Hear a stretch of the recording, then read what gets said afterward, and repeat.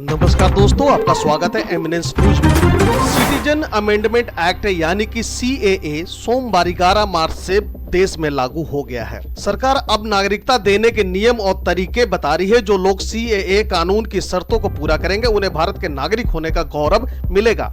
कई दशक से अपने हक के लिए तरस रहे लोगों का सपना पूरा होगा। कुछ लोगों का मानना है कि यह एक चुनावी स्टंट है जिसे ऐन लोकसभा चुनाव से पहले इसलिए लागू किया गया है ताकि एक तीर से दो निशाने साधे जा सके। ये नागरिकता कानून है या वोट का रजिस्टर? आइए जानते हैं।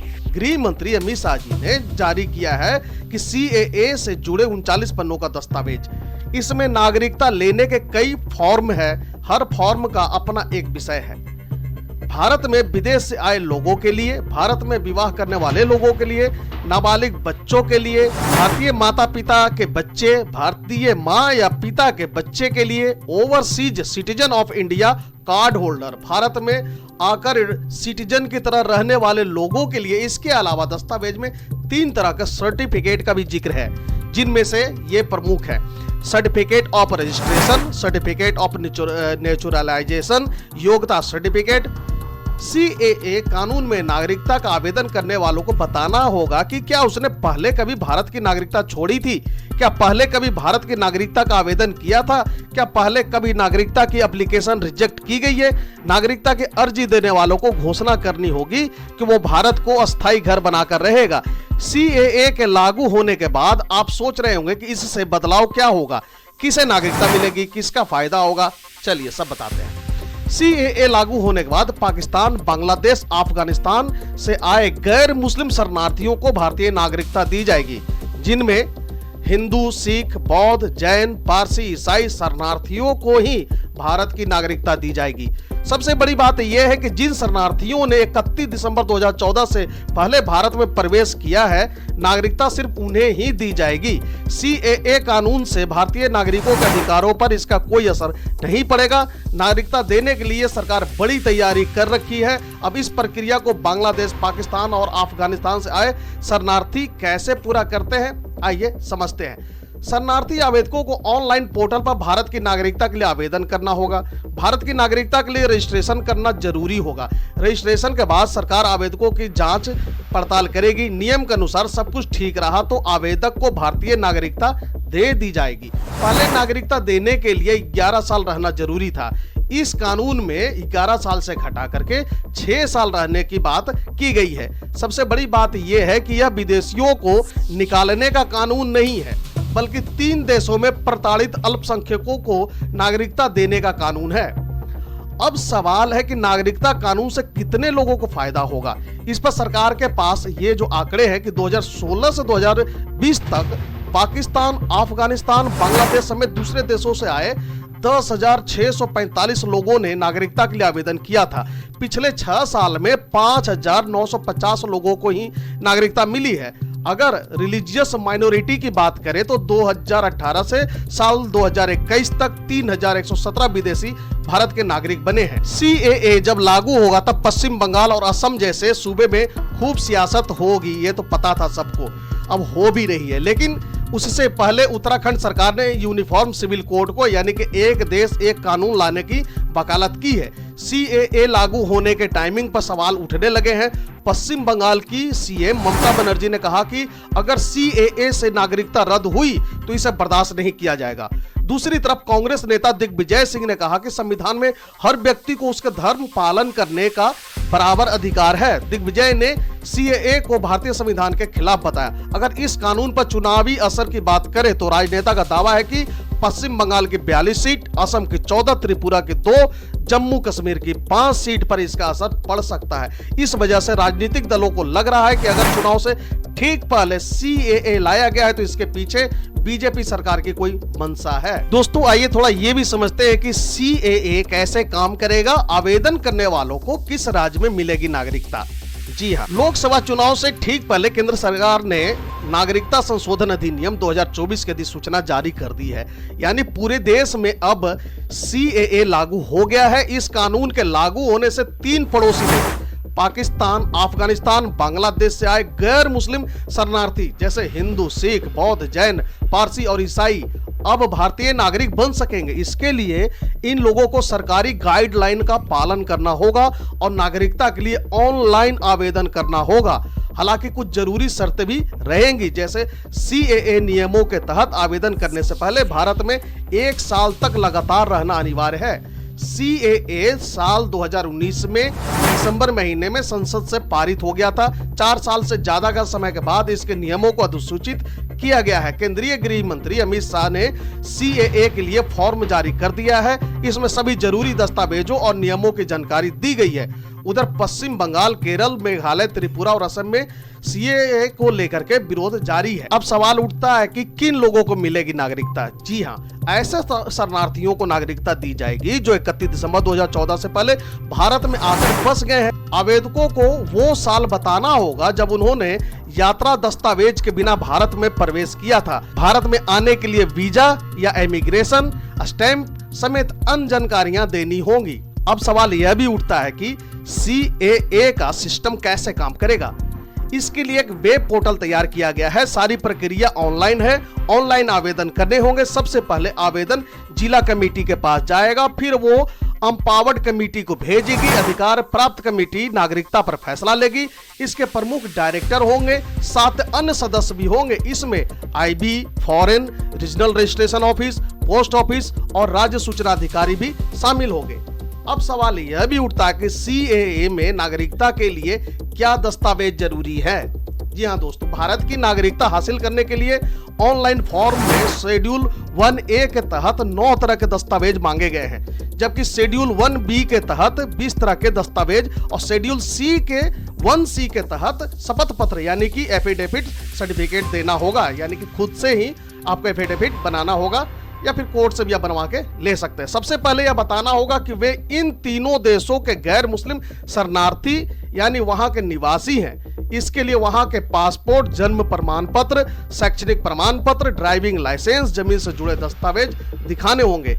आवेदक भारत सरकार की तरफ से जारी Aadhaar card, driving licence, ration card, जन्म प्रमाण पत्र, पैन कार्ड, जमीनी दस्तावेज, बिजली पानी बिल, विवाह प्रमाण पत्र आदि दिखाकर भी नागरिकता के लिए आवेदन किया जा सकता है। अब सबसे महत्वपूर्ण सवाल यह पैदा होता है कि अगर दस्तावेज नहीं है तो क्या करें। फॉर्म भरने के लिए दस्तावेज होना जरूरी नहीं किया गया है। यदि किसी के पास कोई दस्तावेज नहीं है तो वो उसका कारण बता सकता है। अगर कोई डॉक्यूमेंट है तो जानकारी देनी होगी। इसके अलावा अगर किसी राज्य में बसे हुए हैं या बसना चाहते हैं तो वहां के नियमों के हिसाब से मूल निवासी का प्रमाण पत्र हासिल कर सकते हैं। दोस्तों, फॉर्म में क्या क्या भरना होगा।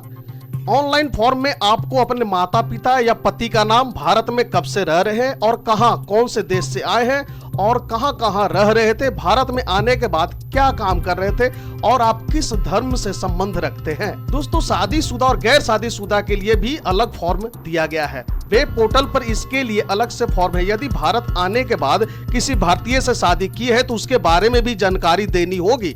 बच्चों के लिए भी अलग से फॉर्म दिया गया है। आपराधिक रिकॉर्ड होने की स्थिति में क्या होगा। अगर कोई आपराधिक रिकॉर्ड है तो इसकी जानकारी देनी होगी। अगर सरकार को लगेगा कि ऐसे किसी शख्स को नागरिकता देने से खतरा हो सकता है तो उसका फॉर्म कैंसिल किया जा सकता है। अब सवाल उठता है, क्या किसी की नागरिकता छीन सकती है। नहीं, किसी की नागरिकता छीनने का प्रावधान नहीं है। यानी किसी की नागरिकता पर कोई संकट नहीं है। गृह मंत्री अमित शाह जी ने भी एक बयान में कहा था कि CAA किसी को नागरिकता छीनने का कानून नहीं है। CAA के तहत पाकिस्तान, बांग्लादेश, अफगानिस्तान से 31 दिसंबर 2014 से पहले से आए गैर मुस्लिम समुदायों को नागरिकता प्रदान करने का है। अब सवाल उठता है कि नागरिकता का सर्टिफिकेट कैसे हासिल करेंगे। जी हां दोस्तों, फॉर्म में सारी जानकारी देने के बाद सत्यता की पुष्टि करनी होगी और हस्ताक्षर करने होंगे। कोई झूठ या धोखाधड़ी की स्थिति में फॉर्म कैंसिल किया जा सकता है। सरकार के सत्यापन और संतुष्टि के बाद डिजिटल सर्टिफिकेट जारी किया जाएगा। आवेदक अगर हार्ड कॉपी चाहेगा तो वो भी उपलब्ध कराया जाएगा। प्रमाण पत्र डिजिटल रूप से हस्ताक्षरित होगा और अधिकार प्राप्त समिति के अध्यक्ष द्वारा हस्ताक्षरित होगा। देशीयकरण द्वारा नागरिकता प्राप्त करने वाले लोगों को समिति द्वारा देशीयकरण का एक डिजिटल प्रमाण पत्र जारी किया जाएगा।